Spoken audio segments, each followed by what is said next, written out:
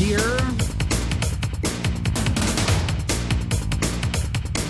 To try and not be boring, according to some YouTuber comments. We don't care what those people have to say. So if you're that guy, you're in for a treat today. Well, hello, Mark Smith 72. Lagnus is also hanging out. Hopefully a bunch of other people are as well.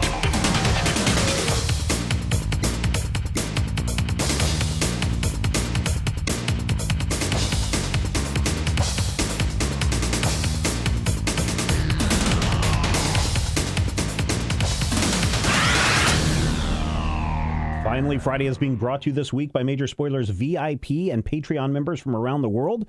You can show your support for everything we do by going to patreon.com/majorspoilers. Happy Friday the 13th, everyone. Ooh, spooky. For those of you who are afraid of Friday the 13th, if you have superstitions, if you've got things that you're afraid of, then this is the day you want to just stay in bed and hide under your covers. Or come hang out with us, because I think we're pretty cool. Look at all those cool people hanging out. MJ, not that one, is finally here for Finally Friday. Yay! Turn that down. There we go. So what's going on, everybody? Anything big going on in the news today? Probably not a whole lot. There's some weird situation going on at Ubisoft in Montreal at their headquarters. The police are evacuating the building. Hopefully everyone is okay there. More news as that breaks. Did you guys catch the new episode of The Mandalorian? If you didn't, it's a lot of action, a lot of fun. And according to my youngest, the sidekick, he said it was way too short. Came in at about 34 minutes for this week's episode, and I told him, well, each episode is as long as each episode needs to be. I think last week's episode was 40-some minutes, and the season premiere, I think, was close to an hour. But he thought it was too short, but there's a lot of action, so you'll want to go check that out. And The Mandalorian is certainly a good thing for Disney and Disney+. Disney Plus reported 73 million subscribers in Q4, the fourth quarter of this year, which is interesting considering that the fourth quarter is not over yet. I doubt they're going to get more than a million more. Now, a couple of things that we got to keep in mind is this is not 73 million US subscribers. This is worldwide. So while that is pretty big news and is bigger than most of the other streaming services out there, certainly more than HBO Max, Disney still kind of took a hit, lost something like $6.9 billion thanks to the theme park closure. Thanks to COVID, thanks to people who don't want to wear their mask, thanks to people who want to go out and congregate and stand around with each other, go to basketball games and football games and hockey games and beer parties and restaurants. You just stay home. Everything would be a lot better. Of course, it would also be a lot better if the government would realize that people don't have an infinite well of wealth that we can tap into and start making with some of those funds. Anyway, a little bit off topic there. Other Disney news is that John M. Chu of Crazy Rich Asians fame is in talks to direct a live-action Lilo and Stitch movie. Now, again, remember what we talk about with in talks to. It doesn't mean anything has been signed. Oftentimes, these stories go out as a way to prompt a studio to sign a contract or to encourage a certain person to sign their contract. But until the T's are crossed and the I's are dotted, use that with a grain of salt. I'm not sure I'm a big fan of a lot of the live action movies that Disney has put out. And certainly a live action Lilo and Stitch movie would be very hard in my mind to wrap my head around because of the very distinctive look that Lilo and Stitch has. So I'm not sure where they're going with that. And then, of course, some bad news today. A lot more layoffs going on this week at DC, even though they did hire or name a new editor-in-chief last week this time. DC layoffs continue, as do layoffs at Warner Brothers. Blair Rich exited Warner Brothers as head of worldwide marketing today. This was a new story that broke just a little bit ago. She's been at the studio since she was 22, so over 2 decades that she's been in this position, or at least at the studio. But for people who thought that this AT&T merger was a good deal for AT&T to buy Warner Brothers and didn't think ahead to all the layoffs that were going to happen, just like all the layoffs that happened at Fox when Disney acquired Fox. Now it's happening. Now the axe is falling. Now AT&T says it's because they are removing redundancies, departments that are redundant. But sometimes it's good to have redundancies, right? In case one area fails, you've got something else that can step up and take care of all the problems, or, you know, fill in, or even have their own different take on how to do a job. Certainly AT&T thinks that the only way to do a job is to, you know, do it this one way, and if it doesn't work, to continue to do it that one way. But I don't know if this is a good idea, especially with the layoffs that are going on at DC.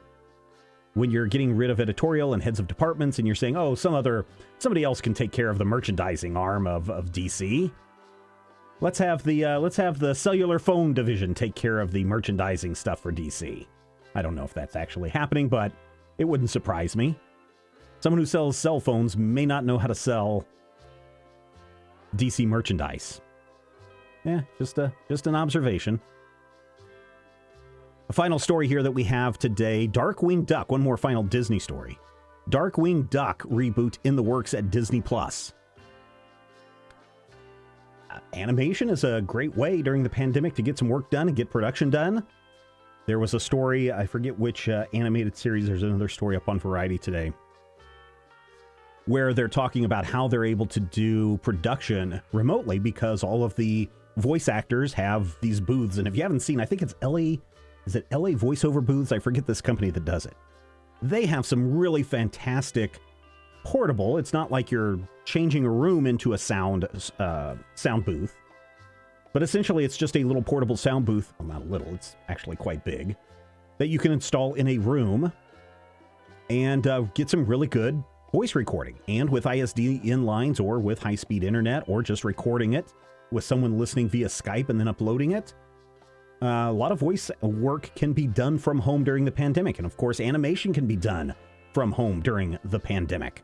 So a lot of animation going on right now. And Darkwing Duck reboot. I mean, we've already had the DuckTales reboot, so why not Darkwing Duck? I like the first, I think, season of Darkwing Duck when it originally came out years and years and years ago. Let's see. Is there anything else on the headlines right now? No, it doesn't look like it. Up Chris Pratt to reprise Star-Lord role in Thor: Love and Thunder. That could be interesting. So it is Friday. It's like a corporate 101 fire employees to pay more to shareholders. Move workload to remaining people. Repeat. Yeah, that's pretty much it. Getting laid off is the worst. Yes, I think it is. There are people who think that corporate mergers don't lead to layoffs. A lot of people look at corporate mergers and say, oh, this is going to be great. Now the X-Men and the Avengers can finally team up. This is the greatest thing in the world. And then 6,500 people are laid off at Fox. That's X-Men versus Avengers. That's what you guys wanted, right? Oh, this means the Fantastic Four can finally be in the Marvel Universe. Let's lay off some people. I want a live-action Darkwing Duck, played by a real duck. Probably wouldn't happen. They could probably do a CGI thing, would probably be okay. But then you've got a whole world of ducks, so it kind of loses some of its play. Plus, if you want to see a live-action duck movie, why don't you watch Howard the Duck and see how well that went. Although I did like the Howard the Duck in Guardians of the Galaxy movie. I thought that was well done. Okay, so it's time now to dive into a box of, well, actually a couple of boxes. I got a huge package today. And I forgot that a Kickstarter had come in. And so, oh my gosh. Let's go over here. The AltarQuest Kickstarter has arrived. Now, this is from Blacklist Games. This is from the Sadler brothers who did Street Masters. And for those of you that have been paying attention, you know that I love me some Street Masters. So AltarQuest, a little bit different of a game. I mean, it's fantasy, right? And I bought into this a while ago. So I forget what everything's in here, but I thought we'd take a look at it because I got a bunch of stuff. So, rule book, story guide, some things that you're supposed to not eat. Oh my gosh. 1, 2, 3, 4, 5 things of tokens. A game board. This is pretty cool. Something like that. Wow, that's big. That is a big play mat. I mean, it's probably, what, 2 feet by, well, that's probably 10 inches. So 17 by 20 probably. No, it's got to be bigger than that. And then a bunch of cards, a bunch of dice, and then the miniatures. Oh, and I got the some of the 3D upgrades on this too.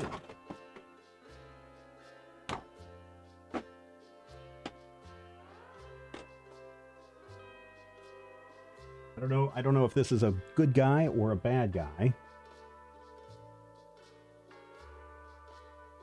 That's some pretty good detail.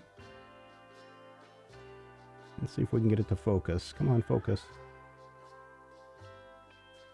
That's pretty cool.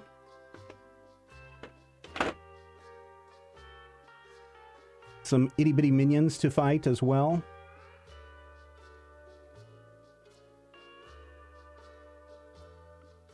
Like little frogmen. And then I believe these are our heroes. Sword Lady. I'm sure they've all got names. This literally came in just as I was heading out to get my son from school. So I had time to bring this down and open up the main box to see what was in it. Oh, and then of course, like I said, I did upgrade to get, some of these 3D elements to add to the game so they're not cardboard. Oh, I think this is the big bad. This is the big boss. Or maybe somebody rides on top of him. I don't know. Looks pretty cool from that perspective. So that's the first box of stuff. And then we got this second set of minis.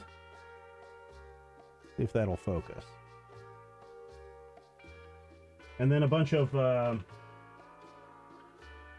resin doors. These are nice. This is a game of running through a dungeon, looking to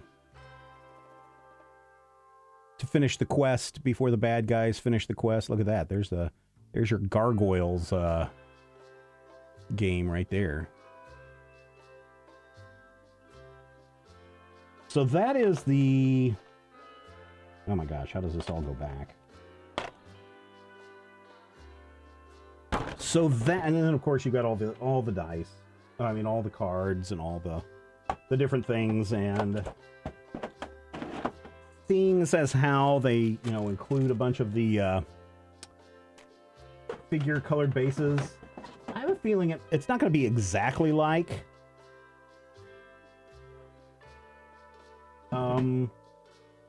not going to be exactly like Street Masters, but considering the source, I have a feeling I'm going to enjoy that. So that was... Oh, you think that's AltarQuest? That's just the base game. Now, those of you who know me know that I don't just do anything base.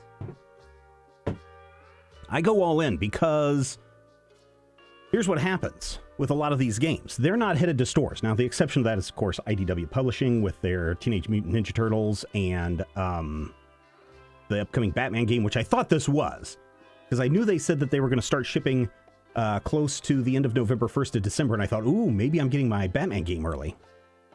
But the problem is, since a lot of these things aren't going to go to the store, all the expansions and stuff, you're probably only going to be able to get through a Kickstarter. So that's my thinking is, let's go ahead and get the expansions, even though you don't know if you're going to like the game and you're going to spend a lot of money.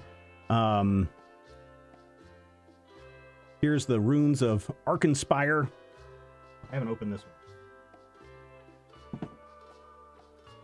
Same thing, new map. Oh, these are, yeah, double-sided. Let's take a look at... Oh.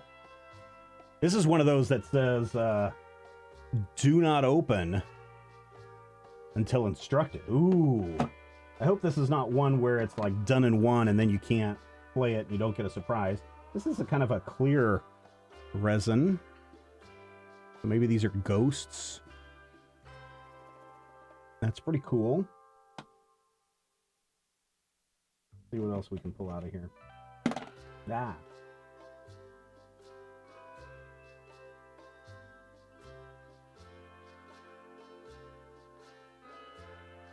I don't know. Sometimes it wants to focus. Those guys look pretty creepoid. I don't know if I can get...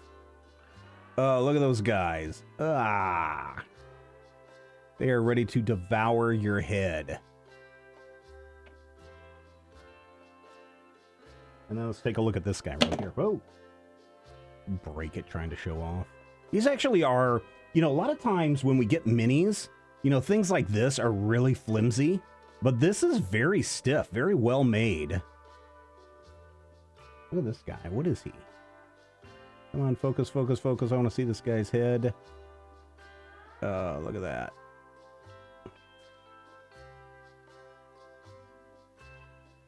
Ah, very cool. And I'm sure there's something underneath here. Nope, that's it. Oh, that's a little disappointing. So that's something for one of these days to finally get played. So that is the Ruins of Arkanspire. And then, again, here's AltarQuest, the first 4. This is a... What does it say on here? This is a...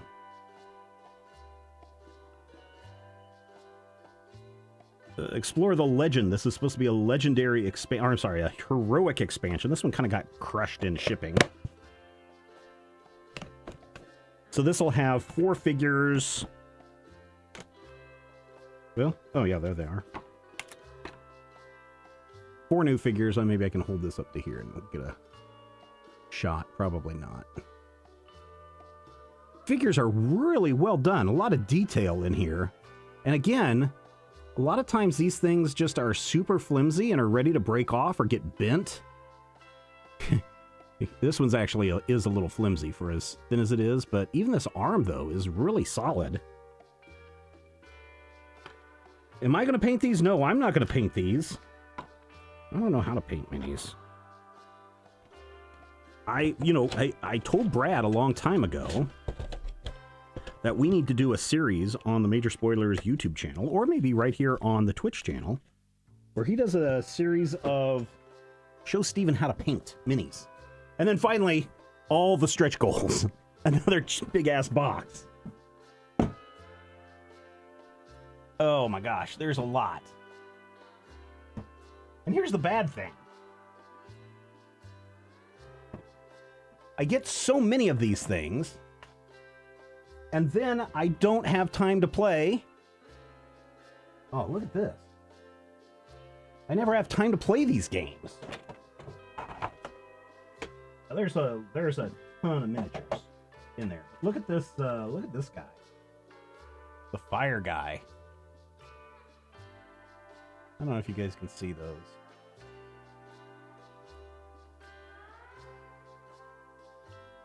There is some pretty cool stuff in there.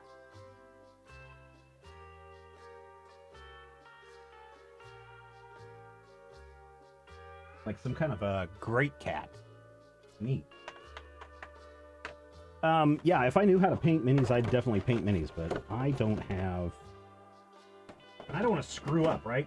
And I know some people are like, Oh, well, what you need to do is go get a bunch of cheap-ass minis, you know, like Wizards of the Coast sell, and repaint those so you can practice.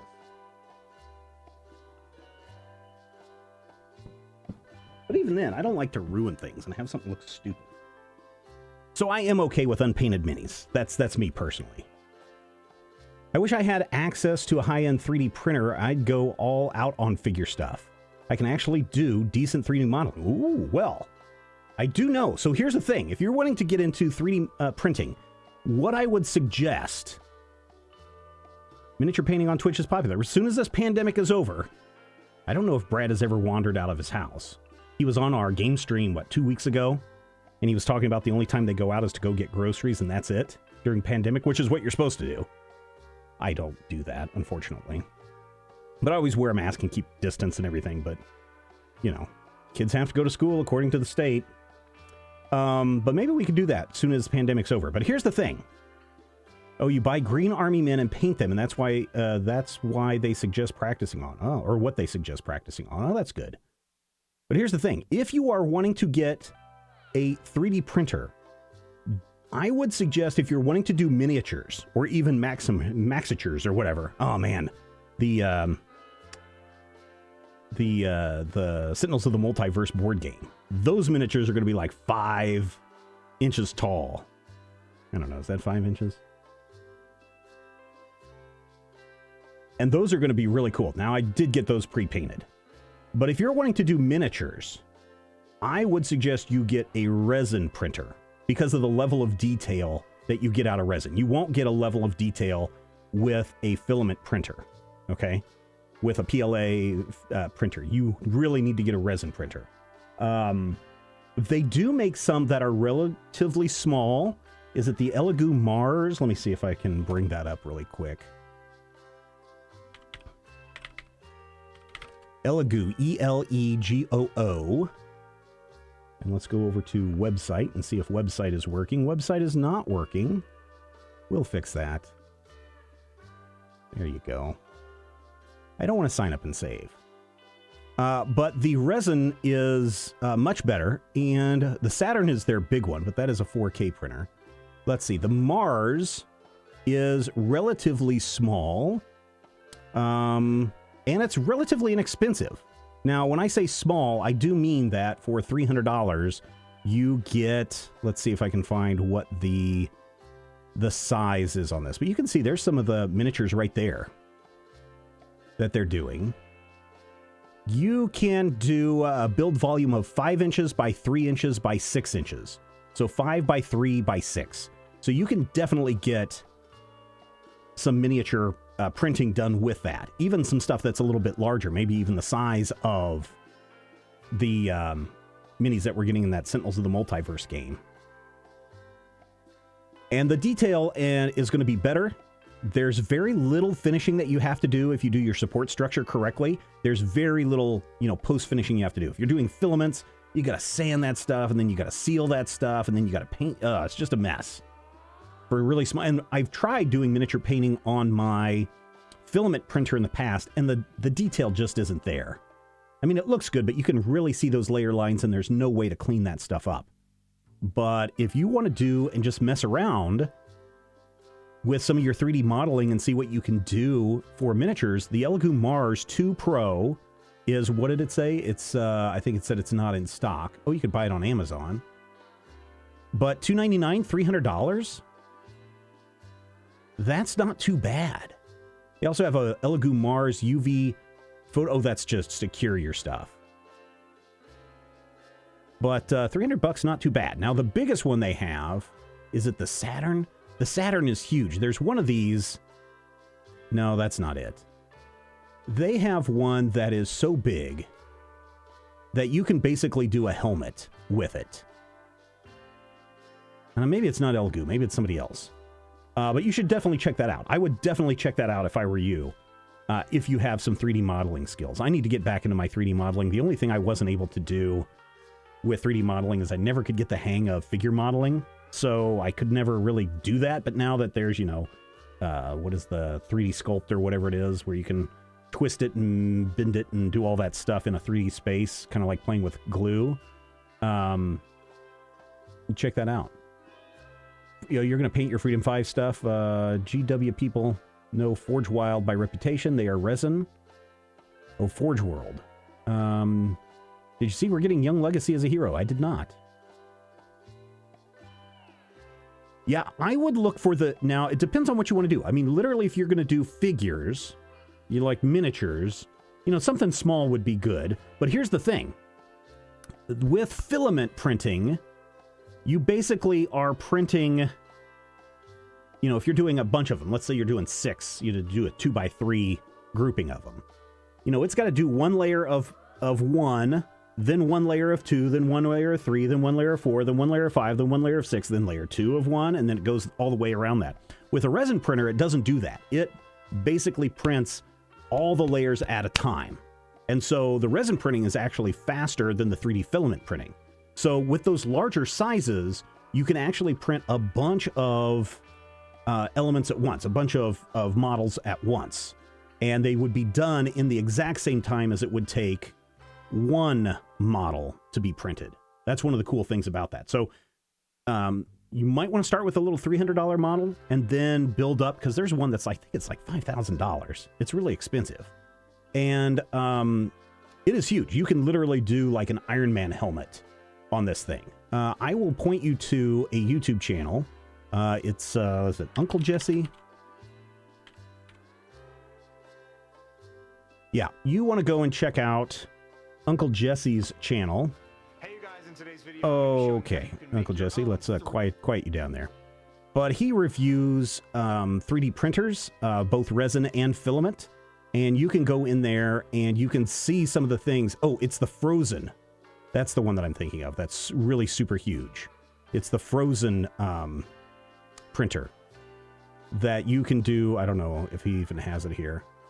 Or no, it's the Peopoly Phantom L. I will get one of these later, but you can see some of the size of these things. Now, they are loud and noisy. He does talk about that on some of the reviews that he does, and the resin in its raw form does kind of stink, so you kind of need a ventilated area for that stuff. But I would start out small and then got big.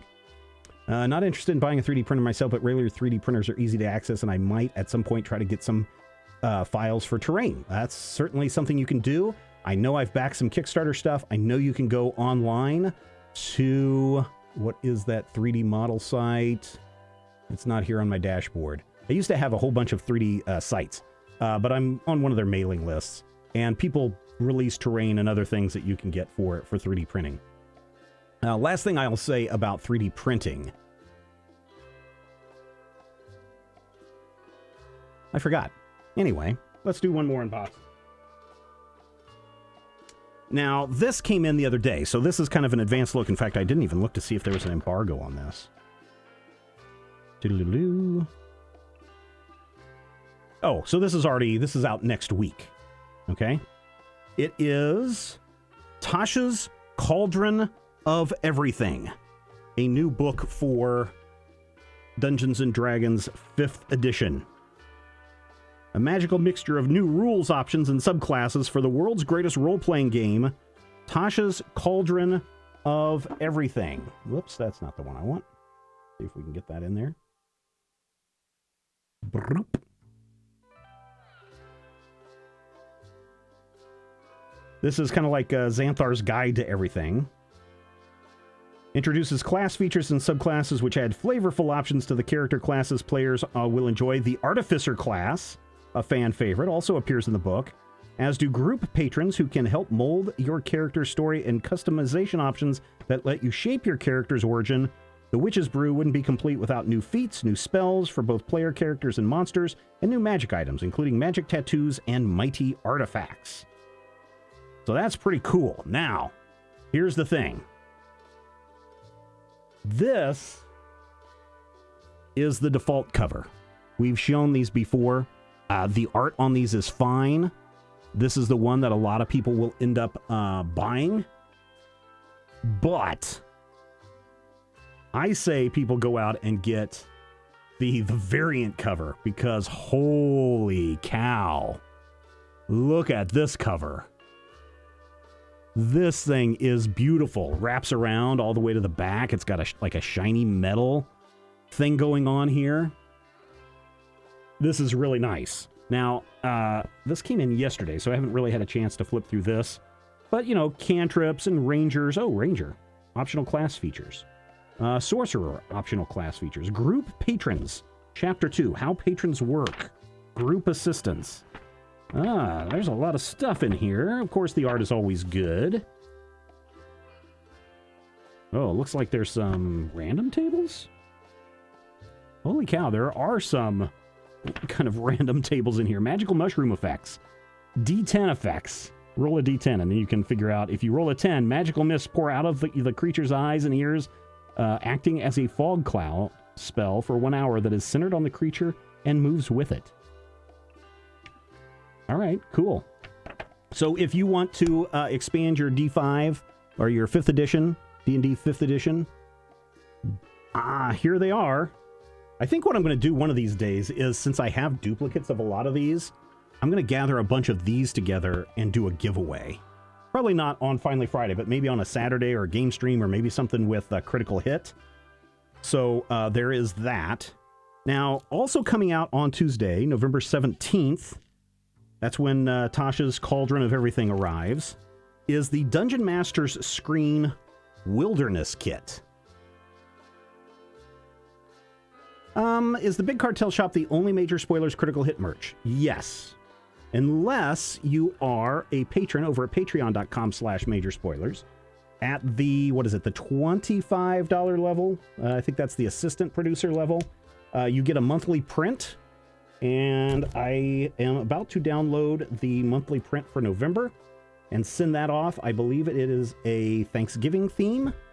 And then if you are a producer level, that's the $40.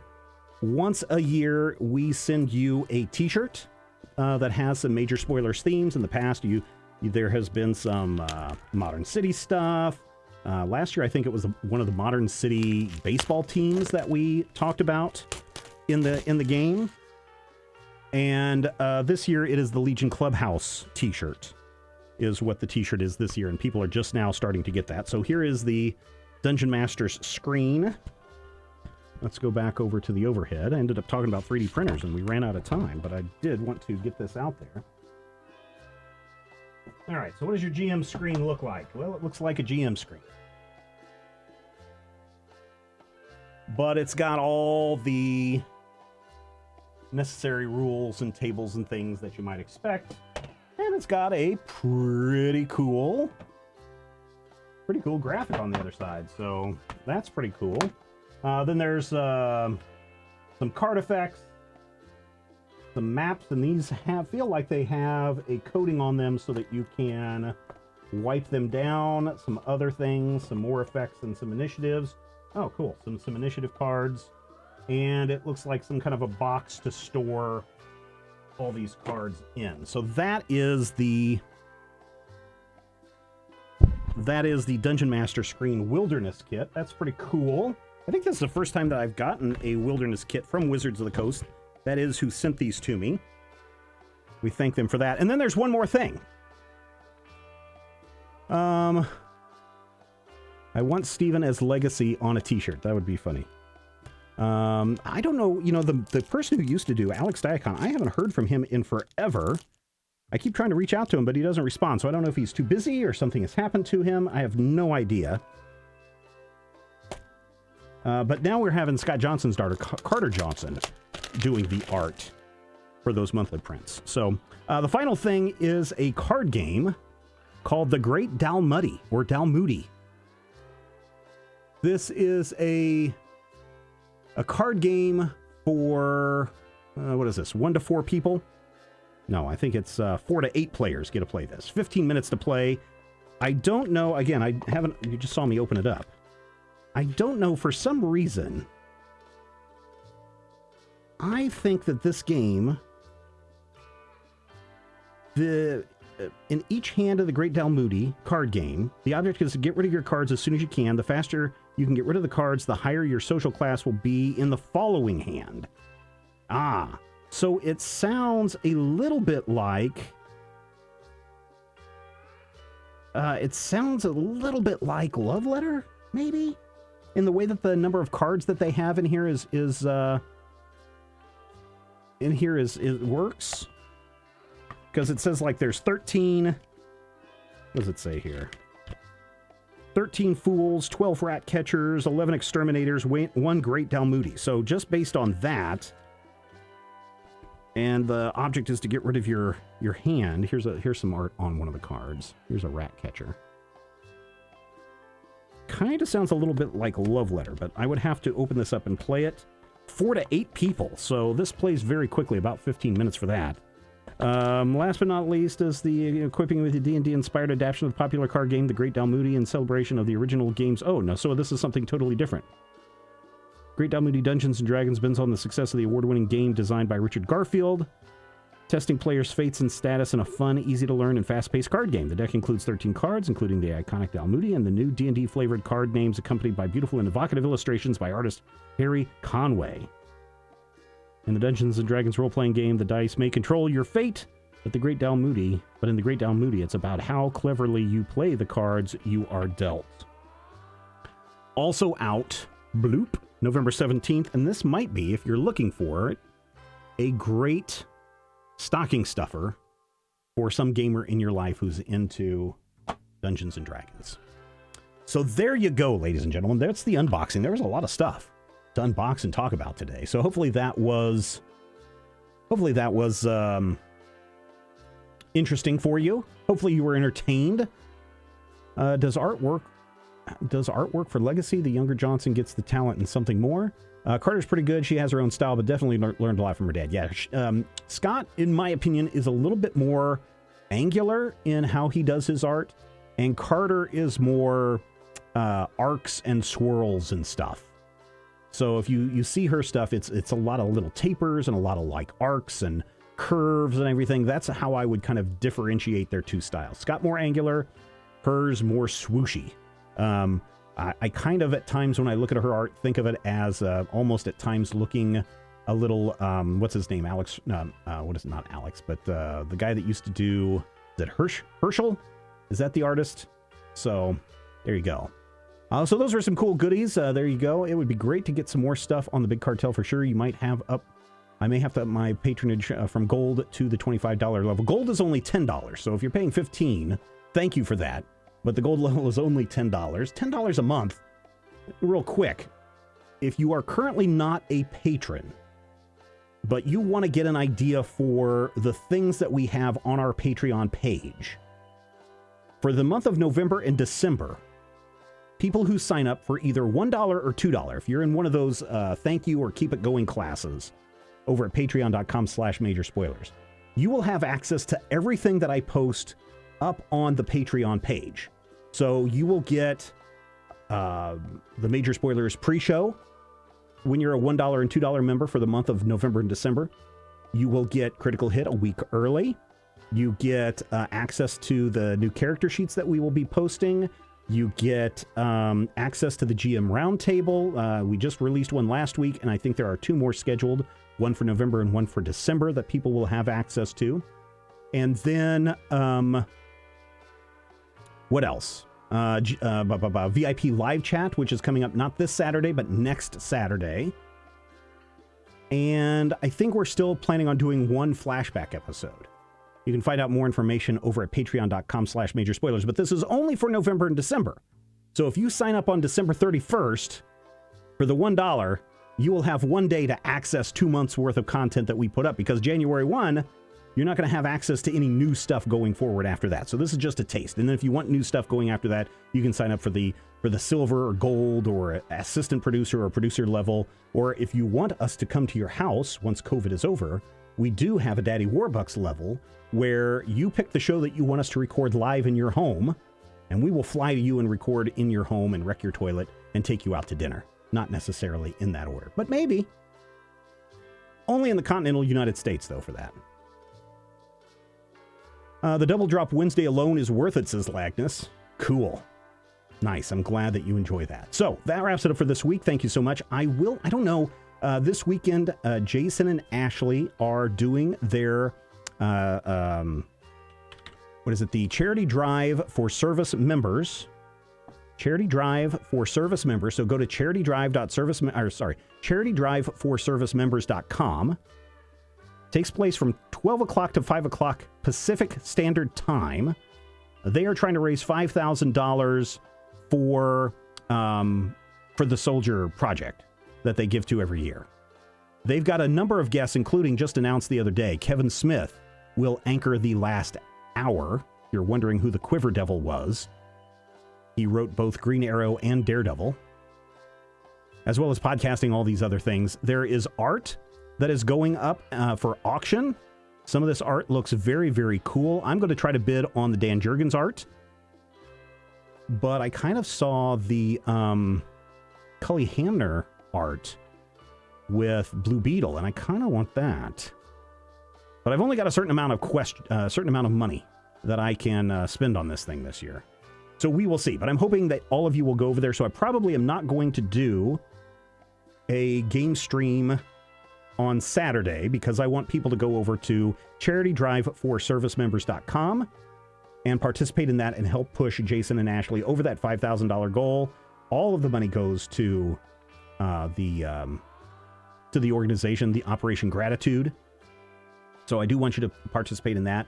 But I will say, I think it was, who was it? Lagnus was asking me the other day if I was going to get on the Assassin's Creed Valhalla.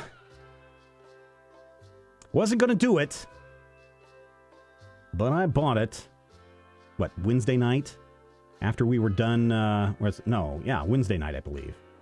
After we were done recording a new episode of Critical Hit, I was like, I'm just going to buy this. Maybe I'll play it on an upcoming game stream. So not this weekend, but probably next weekend, I will be playing some Assassin's Creed Valhalla for everybody. Of course, Malone, they will have all of that stuff up afterwards. I don't know if you can donate after the stream, but you'll be able to watch everything that you miss the next day. Vikings on Fire. I cannot wait to see how that game goes. So we'll find that out in a couple of weeks. I'm probably going to play some tonight or tomorrow. Crack it open, just get a feel for it. And I think that's where we should end it today. Thank you, everybody, for coming and hanging out today. I know it's not always a lot of you, but spread the word. Let's see if we can get, let's see if next week we can get 50 people in the chat. If we can get 50 people in the chat, we'll be well on our way, get more people coming and hanging out with us, talking about crazy things and doing, who knows what else. I think next week we're going to have a Thanksgiving special, since we won't be here for Thanksgiving. It's one of the few times that we take off work at Major Spoilers, is during the Thanksgiving and Christmas holidays. But next week, maybe some Thanksgiving ideas. Oh, what could that mean? I don't know. You'll have to come in next week and find out. Until then, thank you so much. Do good. Be good. Wear your masks. Social distance. Watch your streaming medias. Play your video games. Good luck trying to get a PS5. Maybe I should talk about that next week. Ugh. Anyway, take care, everyone. We'll see you again very soon.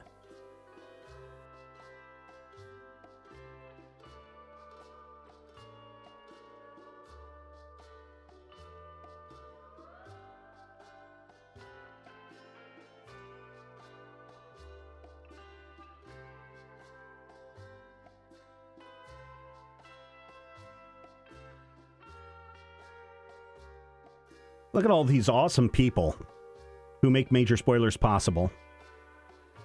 They are the greatest. Your name could be here.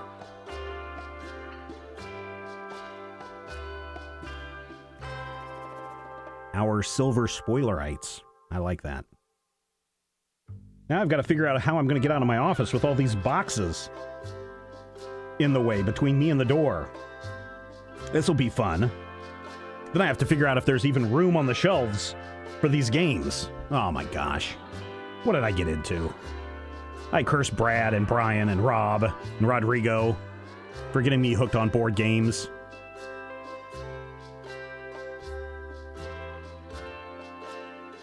One J. Michael T says, thanks for the awesome Legion Clubhouse shirt. You know I love it. And we know you do too. I haven't gotten mine yet.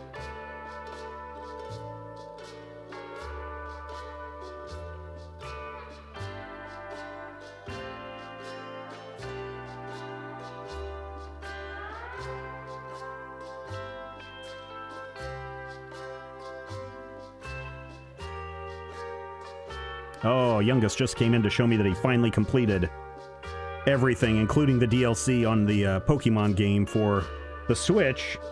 He's super proud about that. Guess we'll have to go find a new game for him to play. See ya, everyone.